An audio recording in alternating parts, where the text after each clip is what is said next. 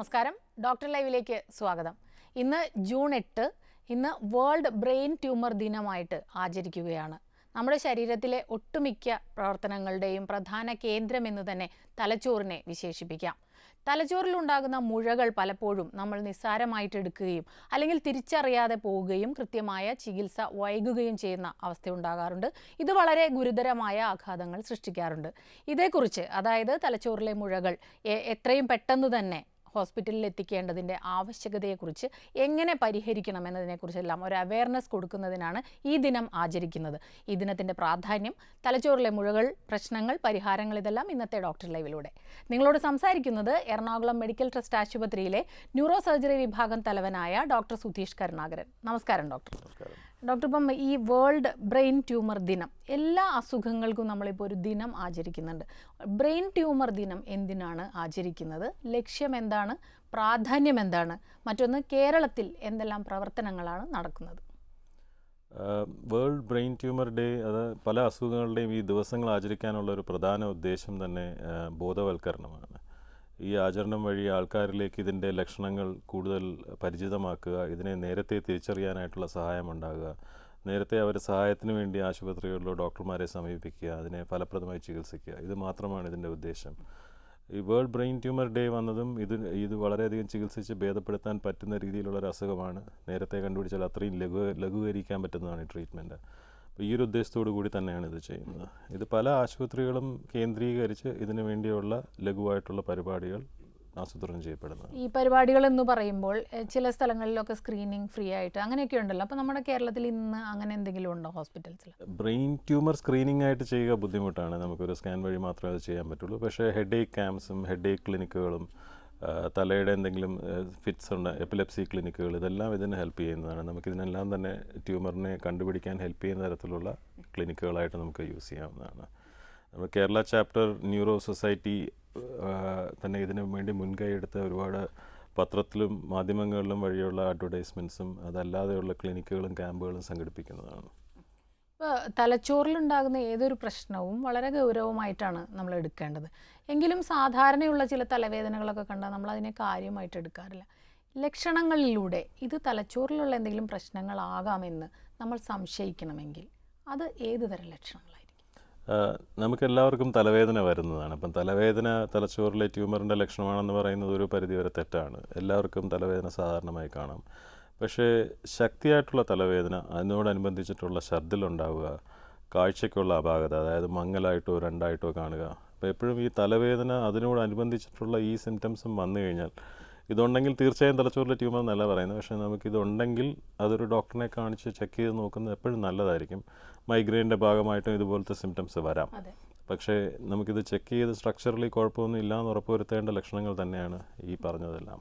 ഇത് കണ്ടിന്യൂസ് ആയിട്ട് ഇങ്ങനെ തലവേദന വരുന്നത് ആണോ ഒരു ലക്ഷണം? റെക്കറൻ്റായിട്ട് തലവേദന വരിക, പിന്നെ നമുക്ക് ഈ തലവേദന വരുന്ന സമയത്ത് അതിൻ്റെ കാഠിന്യം വളരെയധികം കൂടിയിട്ട് ഛർദ്ദിലുണ്ടാവുക, ഛർദ്ദിൽ കഴിയുമ്പോൾ തലവേദന കുറയുക, ഈ തലവേദനയുടെ ഹൈറ്റിൽ കാഴ്ചയ്ക്ക് മങ്ങലുണ്ടാവുക, വെളുപ്പാങ്കാലങ്ങളിൽ അതായത് നമ്മൾ ഉറക്കത്തിൽ നിന്ന് തലവേദനയോടുകൂടി എണീക്കുക, ഇതെല്ലാം മിക്കവാറും നമ്മുടെ തലച്ചോറിനുള്ള പ്രഷർ അല്ലെങ്കിൽ ഈ ട്യൂമർ ഉണ്ടാകാനുള്ള സാധ്യതയുടെ ലക്ഷണങ്ങളാണ്. ഈ എഴുന്നേറ്റ് വരുമ്പോൾ തലവേദന എന്നുള്ളത് വളരെ റെയർ ആയിട്ടുള്ള ഒരു കാര്യമാണല്ലോ അല്ലേ? മറ്റുള്ള അസുഖങ്ങളൊക്കെ നമ്മൾ തലവേദന വന്നു ഉറങ്ങി എഴുന്നേൽക്കുമ്പോൾ അത് മാറിയിട്ടുണ്ടാവും. ഇത് ഉറക്കത്തിൽ നിന്ന് തലവേദന കാരണം എണീക്കുക, അതും ഞാൻ ഉദ്ദേശിക്കുന്നത് നമ്മൾ സാധാരണ എണീക്കുന്ന 6-7 മണിക്കല്ല, 3-4 മണിക്ക് ഏർലി മോർണിംഗ് ഹെഡേക്കായിട്ട് എണീക്കുക, അപ്പം ഛർദ്ദിലുണ്ടാവുക, ഇതൊക്കെ കുറച്ചൊരു അപകട സൂചന ഉള്ളതാണ്. അത് നമ്മൾ വച്ചുകൊണ്ടിരിക്കാൻ പാടില്ല. അതിനെപ്പറ്റി തീർച്ചയായിട്ടുള്ളൊരു എക്സാമിനേഷനും ഇൻവെസ്റ്റിഗേഷനും ആവശ്യമാണ്.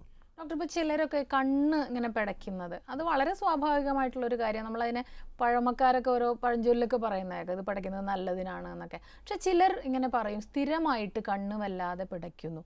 അത് പലപ്പോഴും പിന്നീട് കുറേ വൈകിയൊക്കെ ഡോക്ടറെ അടുത്ത് ചെല്ലുമ്പോൾ ബ്രെയിൻ ട്യൂമർ ആണെന്നൊക്കെ ഡയഗ്നോസ് ചെയ്ത കാര്യങ്ങളുണ്ടായിട്ടുണ്ട്. യഥാർത്ഥത്തിൽ ഇതിങ്ങനെ പിടയ്ക്കുന്നത് നമ്മൾ എപ്പോഴാണ് ഇതൊരു പ്രശ്നമാണെന്ന് തിരിച്ചറിയേണ്ടത്?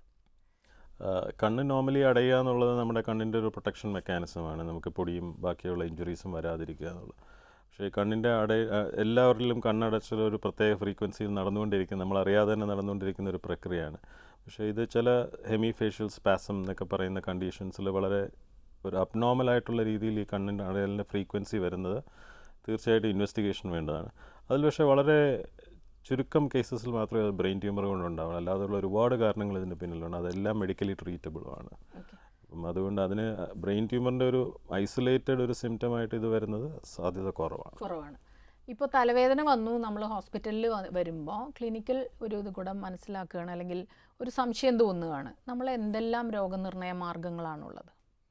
ഇതിൻ്റെ അടിസ്ഥാനം ബേസിക്കലി ക്ലിനിക്കൽ എക്സാമിനേഷൻ തന്നെയാണ്. നമുക്ക് ഒരു ന്യൂറോളജിസ്റ്റോ ന്യൂറോ സർജനോ ഇരുന്ന് ഈ ഒരു പേഷ്യൻറ്റിനെ വിദഗ്ധമായി പരിശോധിച്ചതിൻ്റെ ഭാഗമായിട്ടുള്ള ഫൈൻഡിങ്സിനെ ബേസ് ചെയ്തിട്ടാണ് ഒരു സ്കാൻ വേണോ വേണ്ടയോ എന്നുള്ള തീരുമാനമെടുക്കുന്നത്. ഒരു സ്കാൻ വേണം എന്നുള്ള തീരുമാനമാണെങ്കിലും സ്കാൻ ചെയ്ത് കഴിഞ്ഞാൽ നമുക്ക് കൃത്യമായിട്ട് ഇന്നത്തെ ഇപ്പോൾ ലേറ്റസ്റ്റ് ആയിട്ടുള്ള MRI സ്കാൻ ടെക്നിക്സ് ഒക്കെ യൂസ് ചെയ്ത് കഴിഞ്ഞാൽ ഒരു ഫോട്ടോ എടുക്കുന്ന പോലെ തലച്ചോറിനുള്ളിലെ മുഴുവൻ കാര്യങ്ങളും നമുക്കറിയാൻ പറ്റും. അതുകൊണ്ട് തന്നെ ബേസിക് ഒരു ഇൻവെസ്റ്റിഗേഷൻ എന്ന് പറയുന്നത് MRI ആണ്. CT സ്കാൻ യൂഷ്വലി നമുക്ക് തലച്ചോറിൻ്റെ പരിക്കുകളിലൊക്കെയാണ് കൂടുതലായിട്ട് ഉപയോഗിക്കുന്നത്. MRI സ്കാൻ ചെയ്ത് അതിനകത്തൊരു പ്രോബ്ലം ഉണ്ടെങ്കിൽ നമ്മൾ എന്തായാലും പിക്ക് ചെയ്തിരിക്കും. MRI സ്കാൻ നോർമൽ ആണെങ്കിൽ ആ ഒരു രോഗിക്ക് തലച്ചോറിലെ ട്യൂമർ ഉണ്ടാകാനുള്ള സാധ്യത ഓൾമോസ്റ്റ് ഇല്ല എന്ന് തന്നെ പറയാം. ഈ തലച്ചോറിലെ ട്യൂമർ എന്ന് കേൾക്കുമ്പോഴേക്കും, തലച്ചോറിൽ മുഴ എന്ന് കേൾക്കുമ്പോഴേക്കും അർബുദമാണെന്ന് ധരിക്കുന്ന ഒരു വിഭാഗം ആളുകളുണ്ട്. യഥാർത്ഥത്തിൽ തലച്ചോറിലുണ്ടാകുന്ന എല്ലാ മുഴകളും ആകണമെന്നുണ്ടോ? ഇല്ല. തലച്ചോറിലുണ്ടാകുന്ന ഒരു അനവധി വെറൈറ്റി ഓഫ് മുഴകളുണ്ട്. അതിനെല്ലാം തന്നെ ബാക്കി ശരീരഭാഗങ്ങളിലുണ്ടാകുന്ന മുഴകളിൽ നിന്ന് ഒരുപാട് വ്യത്യസ്തമായിട്ടുള്ള ക്യാരക്ടേഴ്സുമുണ്ട്.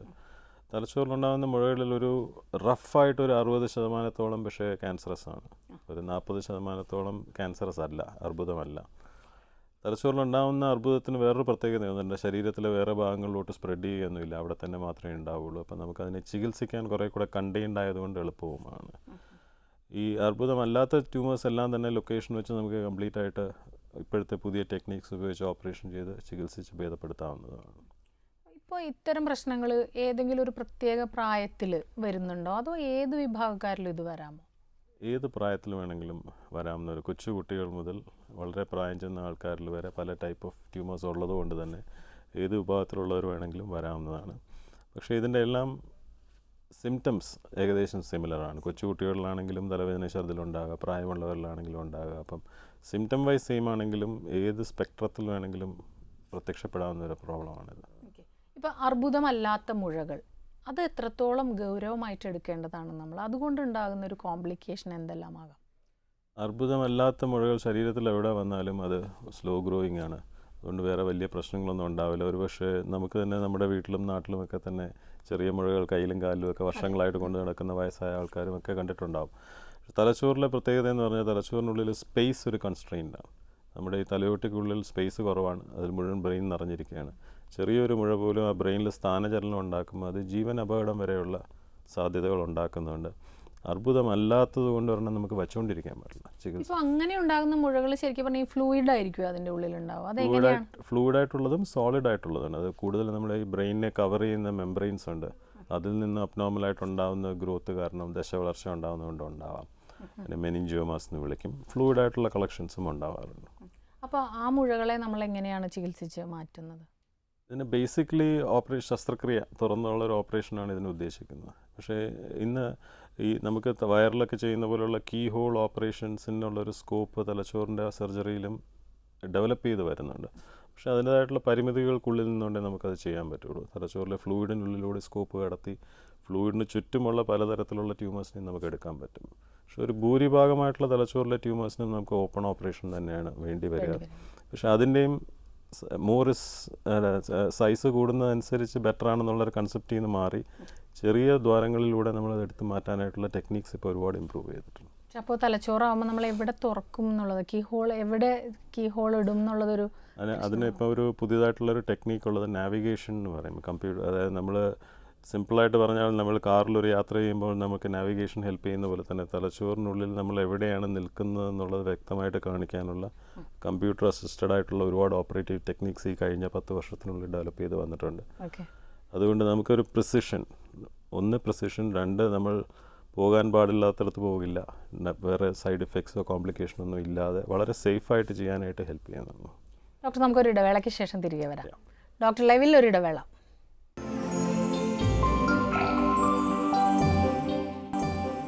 ഡോക്ടർ ലൈവ് തുടരുന്നു. ഒരു കോളർ വെയിറ്റ് ചെയ്യുന്നുണ്ട്. Doctor hello. ഹലോ, നമസ്കാരം. ഡോക്ടർ ലൈവ് ആണ്, സംസാരിച്ചോളൂ. ചോദിച്ചോളൂ ഡോക്ടറോട്. ഞാൻ സാറിനോട് ചോദിക്കുന്നില്ലേ, ഞാനിപ്പോ ഞാനൊരു ഇന്റർനാഷണൽ പ്ലെയറാണേ. ഉറക്കെ ചോദിച്ചോളൂ കേട്ടാ, ഉറക്കെ ചോദിച്ചോളൂ. ഞാനൊരു ഇന്റർനാഷണൽ പ്ലെയറാണേ. ആ. അപ്പോ ഞാൻ കുറച്ച് മെഡിസിനും കാര്യങ്ങളൊക്കെ കഴിച്ച് ഇന്റർനാഷണൽ മറ്റേ കോമ്പറ്റീഷനൊക്കെ പോയായിരുന്ന വൈറ്റമിൻസ് ഒക്കെ കഴിച്ചിട്ട്. കേൾക്കാൻ പറ്റുന്നില്ല, കുറച്ചും കൂടെ ഉറക്കെ. സാർ ഞാനിപ്പോ ഇങ്ങനെ എന്റെ മേത്ത് നിറയെ മുഴകളുണ്ട്, വയറുമ്പിലൊക്കെ. അത് 40-40 മുഴകളുണ്ട് മൊത്തം ശരീരത്തിലല്ലേ?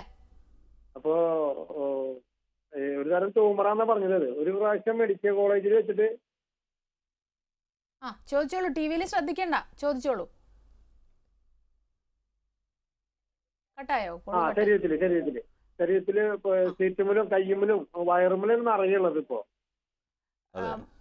ഡോക്ടറോട് കൃത്യമായിട്ട് പറയൂ, ശരീരത്തിൽ മുഴുവൻ മുഴകൾ 10-40 മുഴകളോളം ഉണ്ട് അല്ലേ? എന്നിട്ട് ഡോക്ടറെ കാണിച്ചപ്പോൾ എന്ത് പറഞ്ഞു? 2-3 ഒരു ഡോക്ടർ മെഡിക്കൽ കോളേജിൽ എനിക്ക് ഫ്രീ ആയിട്ട് എടുത്തിരുന്നത്. ഞാൻ പ്ലെയറായി, മറ്റേ പവർ ലിഫ്റ്റിംഗ് പ്ലെയറാണ് ഇന്റർനാഷണൽ. നമ്മള് 40 മുഴയുണ്ട്. അതിന്റെ പരിശോധനയുടെ റിപ്പോർട്ട് എന്തെങ്കിലും ഉണ്ടോ? എന്ത് തരത്തിലുള്ള മുഴയാണെന്ന് വല്ലതും ഡോക്ടർ സൂചിപ്പിച്ചായിരുന്നു? ഡോക്ടർ പറഞ്ഞത് ലൈപ്പോമ എന്നാ പറഞ്ഞത്. ലൈപ്പോമ, വേറെ കുഴപ്പങ്ങളൊന്നും ഇല്ല. അപ്പൊ 2-3 അന്ന് എടുത്തേന്നായിരുന്നു ഡോക്ടർ. അപ്പൊ പിന്നീട് അത് നിറയായിപ്പോ എടുക്കാൻ പറ്റാത്തൊരു സിറ്റുവേഷൻ പോലെ നിക്കണം. ഇപ്പൊ നിറയെ കൈമിലേക്ക് ഉണ്ട്. ഇത് സാധാരണ തൊലിപ്പുറത്തുണ്ടാവുന്ന തരത്തിലുള്ള ഒരു ഗ്രോത്ത് ആണ്. അത് അർബുദമൊന്നുമല്ല. അതിന് കാഴ്ചയിലുള്ള അഭംഗിയാണ് അതിൻ്റെ മെയിനായിട്ടുള്ള പ്രശ്നം. അത് സാധാരണഗതിയിൽ പക്ഷേ ഈ ലൈപ്പോമാസ് തലച്ചോറിൽ വളരെ റെയറായിട്ടാണ് ഉണ്ടാകും, മിക്കവാറും ഉണ്ടാവാറില്ല. അതുകൊണ്ട് തന്നെ അദ്ദേഹത്തിന് അതിൻ്റെ ഭാഗമായിട്ടുള്ളൊരു പേടിക്കേണ്ടായിരുന്നുണ്ടെന്ന് തോന്നുന്നില്ല. ഈ ഒരു കാഴ്ചയിലുള്ള അഭംഗിയും ഇത്രയും നമ്പർ കൂടുതലായതുകൊണ്ട് ട്രീറ്റ് ചെയ്യാനുള്ള ഒരു ബുദ്ധിമുട്ടും തീർച്ചയായിട്ടും ഒരു പ്രോബ്ലമാണ്. പക്ഷെ അത് സ്റ്റേജ്ഡ് ആയിട്ട് അത് ട്രീറ്റ് ചെയ്ത് മാറ്റാവുന്നതുള്ളൂ. അതിനൊരു ജനറൽ സർജനാണ് എപ്പോഴും നല്ലതായിരിക്കുന്നത്. ഓക്കെ ഡോക്ടർ, ഇപ്പം തലച്ചോറിൽ ഇതുപോലെ ഉണ്ടാകുന്ന മുഴകൾ ഇപ്പം ഡോക്ടർ പറഞ്ഞല്ലോ 2 തരത്തിലുണ്ടാകും. അർബുദമാകുമ്പോൾ ലക്ഷണങ്ങൾ ഏകദേശം ഒന്ന് തന്നെയായിരിക്കും. ടെസ്റ്റിന് പോകുമ്പോൾ അർബുദമാണെന്ന് തിരിച്ചറിഞ്ഞാൽ ആദ്യപടി എന്താണ്? ഇതിനകത്തെ ട്രീറ്റ്മെൻറ്റിൻ്റെ ഏറ്റവും പ്രധാന ഘടകങ്ങളെന്ന് പറഞ്ഞാൽ, ഒന്ന്, ഇത് ഏത് സ്റ്റേജിൽ നമുക്ക് കണ്ടുപിടിക്കാൻ പറ്റും. അതാണ് ഈ വേൾഡ് ബ്രെയിൻ ട്യൂമർ ഡേയുടെ തന്നെ ഇമ്പോർട്ടൻസ്. നമുക്ക് ഏർലിയർ സ്റ്റേജിലാണെങ്കിൽ അതിൻ്റെ ട്രീറ്റ്മെൻറ്റ് ഞാൻ പറഞ്ഞ പോലെ എളുപ്പമാണ്, കുറച്ചും കൂടെ ലഘൂകരിക്കാവുന്നതാണ്, കുറേ കൂടെ എഫക്റ്റീവാണ്. തീർച്ചയായിട്ടും അതിനൊരു അഡ്വാൻറ്റേജ് ഉണ്ട് നേരത്തെ കണ്ടുപിടിക്കുന്നതിന്. പിന്നെ രണ്ടാമത്, ഇത് ഏത് ലൊക്കേഷനിലാണ് തലച്ചോറിൽ വരുന്നത്. തലച്ചോറ് മൊത്തം പ്രാധാന്യമുള്ളതാണ്. പക്ഷേ തലച്ചോറ് തന്നെ കൂടുതൽ പ്രാധാന്യമുള്ള എലക്വൻ്റ് ഏരിയാസ് എന്ന് പറയപ്പെടുന്ന ഏരിയാസ് ഉണ്ട്.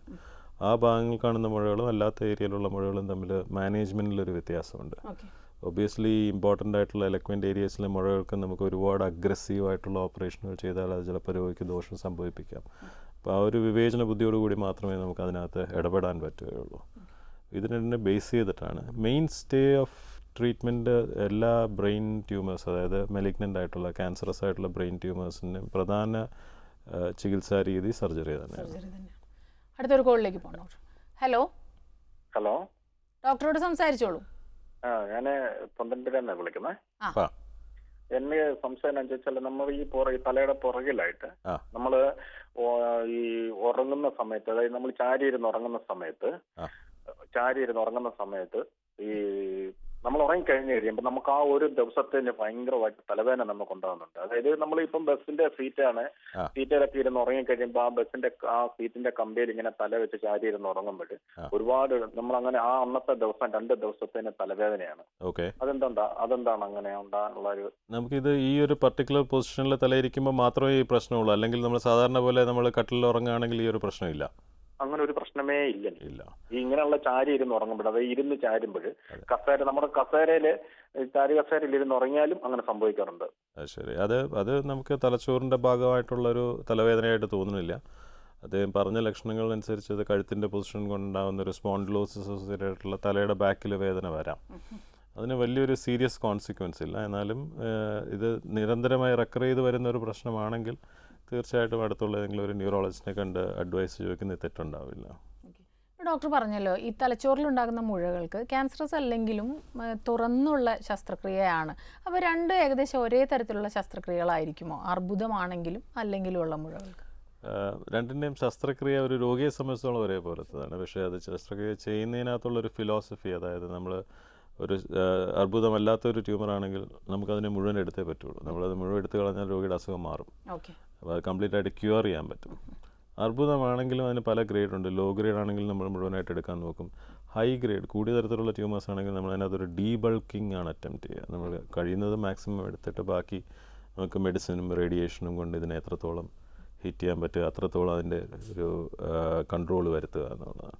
അപ്പം ബേസിക്കലി ഓപ്പറേഷൻ പെർസെ രണ്ടിനും സെയിം ആണ്. പക്ഷേ നമ്മൾ ആ ട്യൂമറിനെ എങ്ങനെ അപ്രോച്ച് ചെയ്യുന്നു എന്നുള്ളത് അതിൻ്റെ ഗ്രേഡിംഗ് അനുസരിച്ച് കുറച്ച് വ്യത്യാസം ഓപ്പറേഷൻ ചെയ്യുന്ന സമയത്തുണ്ടാവും. ഡോക്ടർ, ഗ്രേഡിംഗ് എന്നതുകൊണ്ട് ഉദ്ദേശിക്കുന്നത് സ്റ്റേജസിലുള്ള ഡിഫറൻസ് ആണോ അതോ ക്യാൻസർ തന്നെ പലതരത്തിലുണ്ടോ? ഗ്രേഡിങ്ങും സ്റ്റേജിങ്ങും വ്യത്യാസമാണ്. ഗ്രേഡിംഗ് എന്ന് പറയുന്നത് നമുക്ക് ഒരു കോശത്തിന് എത്രത്തോളം വളർച്ചയുടെ ശക്തി ഉണ്ടെന്നുള്ളത്. ലോ ഗ്രേഡിലാകുമ്പോൾ ആ കോശം വളരെ ക്വയറ്റാണ്, ലേസിയാണ്, മടിയനാണ്. ഹൈ ഗ്രേഡ് ആകുമ്പോൾ വളരെ ഫാസ്റ്റായിട്ട് ഗ്രോ ചെയ്യുന്നത്. അപ്പോൾ അതിന് രണ്ടിനും അപ്രോച്ച് വ്യത്യാസമുണ്ട്. സ്റ്റേജിങ് ആകുമ്പോൾ ഏതൊക്കെ ഭാഗങ്ങളിലോട്ട് അത് പോയിട്ടുണ്ട്, നമുക്കത് എത്ര വിശാലമാണ്, എത്ര വലിയ പ്രോബ്ലം ആണെന്നുള്ളതാണ് അതിൻ്റെ. അടുത്തൊരു കോളിലേക്ക് പോകാം ഡോക്ടർ. ഹലോ. ഹലോ, നമസ്കാരം. സംസാരിച്ചോളൂ ഡോക്ടറോട്. സാറേ, ഞാൻ മലപ്പുറത്ത് നിന്ന് വിളിക്കണേ. മലപ്പുറം ഇടവണ്ണപ്പാറ. ചോദിച്ചോളൂ. എന്റെ ഈ തലന്റെ ബാക്ക് ഭാഗത്ത് ഒരു ഇടയ്ക്കിടയ്ക്ക് ഒരു വേദന അങ്ങനെ വന്നുകൊണ്ടിരിക്കും സാർ. ഓക്കെ. അടിഭാഗം എപ്പോഴും ഉണ്ടോ? കൃത്യമായിട്ട് പറയൂ. ഇല്ലാതെ അങ്ങനെ അത് ചില സമയങ്ങളിലൊക്കെ ഉണ്ടാവുള്ളൂ. അങ്ങനെ കൃത്യമായി ടിവിയിൽ ശ്രദ്ധിക്കണ്ട. ചോദ്യം പൂർത്തിയാക്കിക്കോ. ചില സമയങ്ങളിലേ ഉള്ളൂ അല്ലേ? ചില സമയങ്ങളിൽ. നമുക്ക് എത്ര വയസ്സായി ഇപ്പം? ഒരു 32 വയസ്സായി.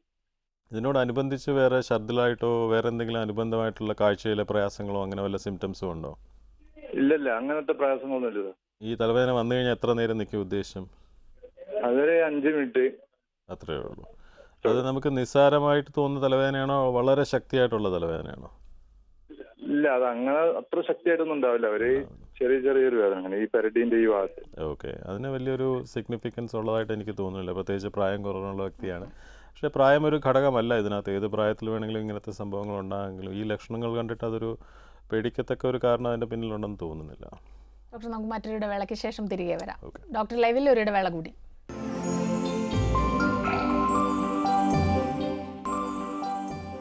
ഡോക്ടർ ലൈവ് തുടരുന്നു. ഒരു കോളർ വെയിറ്റ് ചെയ്യുന്നുണ്ട്. ഹലോ, നമസ്കാരം. ഡോക്ടർ ലൈവ് ആണ്, സംസാരിച്ചോളൂ. ചോദിച്ചോളൂ ഡോക്ടറോട്. കോഴിക്കോട് കുന്നമംഗലത്തിലെ ദേവദാസൻ എന്ന ആളായി. ചോദിച്ചോളൂ. ടിവിയിൽ ശ്രദ്ധിക്കണ്ട, ഇവിടെ കേൾക്കുന്നുണ്ട്. ചോദിച്ചോളൂ. പിന്നെ സാർ, എനിക്ക് കഴുത്തിന്റെ പുറകിലൊരു ചെറിയ മുഴയിനി. ഓക്കെ. കഴുത്തിന്റെ പുറകില്. ടിവിയിലേക്ക് ശ്രദ്ധിക്കണ്ട, ഞങ്ങൾക്ക് ഇവിടെ കേൾക്കാം. എന്താണ് ചോദ്യം എന്ന് പൂർത്തിയാക്കൂ. കഴുത്തിന്റെ പുറകില് മുഴ. കഴുത്തിന്റെ പുറകില് ചെറിയ മുഴ. എത്ര നാളായിട്ടുണ്ട്? ഒന്നും ഡോക്ടറൊന്നും കാണിച്ചില്ല. അത് എന്താണ്? വേദനയുണ്ടോ? അതൊക്കെ പറയൂ. വേദന കഴുത്തിന്റെ പുറകില് കാണുന്ന വിസിബിൾ ആയിട്ടുള്ള മുഴയാണ് പറയുന്നത്. അതെ, അത് തീർച്ചയായും കാണിക്കണം. വിസിബിൾ ആയിട്ടുള്ളൊരു മുഴ ഉണ്ടെങ്കിൽ അതിനകത്ത് എത്രത്തോളം എക്സ്റ്റൻഷൻ ഉണ്ട്, എന്ത് തരത്തിലുള്ളതാണെന്ന് കണ്ടുപിടിക്കണം. പക്ഷേ ഭൂരിഭാഗം കേസസിലും ഇത്തരത്തിൽ വിസിബിളായിട്ട് തൊലിപ്പുറത്ത് കാണത്തക്ക രീതിയിലുള്ള മുഴകളിൽ വലിയ അണ്ടർലൈങ് ആയിട്ടുള്ളൊരു പേടിക്കത്തക്ക കാരണം ഉണ്ടാകാൻ വഴിയില്ല. ഈ ക്യാൻസറസ് ആയിട്ടുള്ള മുഴകൾ പുറത്തേക്ക് ഒരിക്കലും കാണാറില്ല തോന്നുന്നു. പുറത്തേക്ക് തലച്ചോറിന്റെ ട്യൂമറുകൾ വളരെ റെയറാണ്, ഉണ്ടാവാറില്ല. അത് പക്ഷേ ക്യാൻസറസ് ആയേക്കാം അല്ലേ? അങ്ങനെ ഇതുണ്ടോ വേറെ തലച്ചോറിലുള്ളതല്ലാതെ? അതിന്റെ ലോജിക്ക് എന്ന് പറഞ്ഞാൽ നമുക്ക് തലച്ചോറിന്റെ ഒരു ക്യാൻസറസ് ആയിട്ടുള്ള മുഴ തൊലിപ്പുറത്ത് കാണത്തക്ക രീതിയിലേക്ക് വളർന്നു വരുന്നൊരു സ്റ്റേജ് എത്താറില്ല. അതിനു മുമ്പ് തന്നെ അത് കണ്ടുപിടിക്കപ്പെടും. അപ്പോൾ അതുകൊണ്ട് അങ്ങനെ അത് പ്രസന്റ് ചെയ്യാറില്ല. അപ്പം വളരെ സ്ലോ ഗ്രോയിങ് ആയിട്ടുള്ളതാണ്, നമുക്കൊരു പ്രശ്നം ഉണ്ടാക്കാതെ വളർന്ന് തൊലിയുടെ പുറത്തേക്ക് മുഴച്ച് വരുന്ന ഒരു സ്റ്റേജ് എത്തുക എന്ന് പറഞ്ഞാൽ അത് വളരെ സ്ലോ ഗ്രോയിങ് ആണ്. ക്യാൻസറസ് ആവാൻ സാധ്യത വളരെ കുറവാണ്. ഓക്കെ. ഇപ്പോൾ ഡോക്ടർ പറഞ്ഞല്ലോ ശസ്ത്രക്രിയയിലൂടെ പരിഹാരം. അപ്പോൾ ശസ്ത്രക്രിയ കഴിഞ്ഞാൽ ഏതെല്ലാം തരത്തിലുള്ള ചികിത്സകളാണ് പിന്നീട് അവർക്ക് വേണ്ടതെന്ന്? നമുക്ക് ഇതിനകത്ത് തലച്ചോറിലെ ശസ്ത്രക്രിയ കഴിഞ്ഞാൽ ഒരു ഓങ്കോളജി ക്യാൻസർ സ്പെഷ്യലിസ്റ്റിനെ കൊണ്ട് ഇവാലുവേറ്റ് ചെയ്യിച്ചിട്ട് അർബുദ തരത്തിലുള്ളതാണെങ്കിൽ അത് ഏത് തരത്തിലുള്ളതാണ്, അതിന് കീമോതെറാപ്പിയും റേഡിയേഷനും ഉണ്ട്. പിന്നെ ലോക്കലായിട്ട് നമുക്ക് ബ്രെയിനിനുള്ളിൽ തന്നെ കീമോതെറാപ്യൂട്ടിക് ഏജൻസ് കൊടുക്കുന്ന ടെക്നീക്സും ഉണ്ട്. അപ്പോൾ ഇതെല്ലാം ഇങ്ങനെയുള്ള മൾട്ടിപ്പിൾ ടെക്നീക്സ് ഇന്ന് അവൈലബിൾ ആണ്. പക്ഷേ അതിൻ്റെ ഗ്രേഡിംഗ് അനുസരിച്ച് പല ട്യൂമേഴ്സും നമുക്ക് കൺട്രോളിൽ നിർത്താനേ പറ്റുള്ളൂ. ചിലപ്പോൾ ഒരു പക്ഷേ ചികിത്സിച്ച് ഭേദമാക്കാൻ പറ്റിയെന്ന് വരില്ല. ബാക്കിയുള്ള തരത്തിലുള്ള ക്യാൻസേഴ്സ് ഉള്ള പോലെ തന്നെ അതിനെ രോഗിക്കൊരു അപകടം ഉണ്ടാവാതെ കഴിയുന്നിടത്തോളം തന്നെ സപ്രസ് ചെയ്ത് വെക്കുക എന്നുള്ളതാണ്. അടുത്തൊരു കോളിലേക്ക് പോകണം ഡോക്ടർ. ഹലോ. ഹലോ, ചോദിച്ചോളൂ. ഞാൻ മലപ്പുറത്ത് നിന്നാണ് വിളിക്കുന്നത്. പറഞ്ഞോളൂ. 21 വയസ്സുണ്ട്. എനിക്ക് ഡോക്ടർ ആദ്യം പറഞ്ഞ പോലെ ഇടയ്ക്കിടയ്ക്ക് ഇങ്ങനെ മാസത്തിൽ ഒരു പ്രാവശ്യമൊക്കെ ഒരു തലവേദന വരാറുണ്ട്. കഠിനമായ തലവേദന ആയിരിക്കും. കടന്നാലോ അല്ലെങ്കിൽ തലവേദനന്റെ ഗുളിക കഴിച്ചാലോ ഒന്നും മാറില്ല. വിക്സ് തേച്ചാലോ അങ്ങനെ ഒന്നും മാറില്ല. പിന്നെ കുറച്ചു നേരം കടന്നു കഴിഞ്ഞാൽ വൊമിറ്റ് ചെയ്താലും അത് മാറും. ഒരു മഞ്ഞ വെള്ളമാണ് വൊമിറ്റ് ചെയ്യുന്നത്. അതങ്ങനെ 2-3 പ്രാവശ്യം വൊമിറ്റ് ചെയ്ത് കഴിയുമ്പോൾ അത് മാറും ആ തലവേദന. പിന്നെ ഡോക്ടർ ഒന്നും പ്രശ്നമൊന്നുമില്ല. അതുപോലെ 2 മാസമോ അല്ലെങ്കിൽ 1 മാസം കഴിയുമ്പോൾ വീണ്ടും അതേപോലെ ഉണ്ടാവാറുണ്ട്. അതങ്ങനെ വൊമിറ്റ് ചെയ്ത് കഴിയുമ്പോൾ മാറുന്നതുകൊണ്ട് ഡോക്ടർ തന്നെ കാണാറില്ല. ഇപ്പൊ ഡോക്ടർ പറഞ്ഞത് ഇങ്ങനെ കേട്ടപ്പോ. അല്ല, ഇത് എത്ര നാളായിട്ടുണ്ട് നമുക്ക്? ഞാൻ പഠിക്കുമ്പോഴേ ഉണ്ട്. എനിക്കൊരു 10-12 വയസ്സാൻ തൊട്ടേ ഉണ്ട്. ഇപ്പൊ എത്ര വയസ്സായി? 21 വയസ്സായി. അത് വീട്ടിലാർക്കെങ്കിലും ഇങ്ങനെ ഉണ്ടാവാറുണ്ടോ? വീട്ടില് എന്റെ മുത്തശ്ശിക്കുണ്ട്. അവർക്ക് ഇങ്ങനെ പിത്തത്തിന്റെ ആണെന്നാണ് എല്ലാവരും പറയുന്നത്. മഞ്ഞ വെള്ളമാണ് ശ്രദ്ധിക്കുക. കഠിനമായ തലവേദന, തലന്റെ പുറകു വശത്താണ് വേദന ഉണ്ടാവുക. ശരി. ഇത് ഈ പറഞ്ഞ ലക്ഷണങ്ങൾ വെച്ചിട്ട് ഇതൊരു മൈഗ്രെയിൻ ആവാനാണ് സാധ്യത കൂടുതൽ. ഒരു ഫാമിലി ഹിസ്റ്ററി ഉണ്ട്, വീട്ടിലെ ആൾക്കാർക്ക് മുത്തശ്ശിക്കുണ്ടെന്ന് പറഞ്ഞു. അതിലൂടെ തന്നെ ഇതൊരു വർഷങ്ങളായിട്ടുള്ളൊരു തലവേദനയാണ്. അത് അവിടെ നിന്ന് മാറിയിട്ടില്ല. അതുപോലെ എല്ലാ മാസവും വരും പോകും, നിസ്സാരമായിട്ട് കൺസിഡർ ചെയ്യുന്നതാണ്. അതിനെ എളുപ്പത്തിൽ കൺട്രോൾ ചെയ്യാം. ഈ 1 മാസത്തിലൊരിക്കൽ വരുന്നത് പോലും ഇല്ലാത്ത രീതിയിൽ മരുന്നുകളുണ്ട് നമുക്ക് കൺട്രോൾ ചെയ്യാൻ പറ്റുന്നതാണ്, റിലേറ്റീവ്ലി സേഫായിട്ട്. പക്ഷേ ഇതിൻ്റെ പിന്നിൽ അങ്ങനെ പേടിക്കത്തക്ക കാരണം ഉണ്ടാവേണ്ട റീസൺ ഇല്ല. ഇതേ ലക്ഷണങ്ങൾ വരാം. ഇതേ ലക്ഷണങ്ങൾ ഇപ്പോൾ നമുക്ക് കഴിഞ്ഞ 3 മാസമായിട്ട് റെക്കറൻ്റ് ആയിട്ട് തലവേദന വരുന്നു, ഛർദിൽ വരുന്നു. അത് ഇതിൽ നിന്ന് വ്യത്യാസമാണ്. അത് നമ്മൾ ഡെഫിനറ്റ്ലി കുറച്ചും കൂടെ സീരിയസ് ആയിട്ട് തന്നെ കൺസിഡർ ചെയ്യണം. പക്ഷേ വർഷങ്ങളായിട്ടുള്ള തലവേദന, വീട്ടിലുള്ള ആൾക്കാർക്കും ബന്ധുക്കൾക്കും ഉള്ളൊരു തലവേദനയുടെ ഒരു റിഫ്ലക്ഷൻ, അതിനെ നമ്മൾ പേടിക്കേണ്ട ആവശ്യം. വേൾഡ് ബ്രെയിൻ ട്യൂമർ ദിനത്തിൽ ഒരു സന്ദേശം എന്നുള്ള നിലയ്ക്ക് ഒരു അവയർനെസ്സിന് വേണ്ടിയിട്ട് എന്താണ് ഡോക്ടർക്ക് പറയാനുള്ളത്? ബ്രെയിൻ ട്യൂമേഴ്സ് നമുക്ക് പ്രിവെൻറ്റ് ചെയ്യാനൊരു മാർഗ്ഗമില്ല.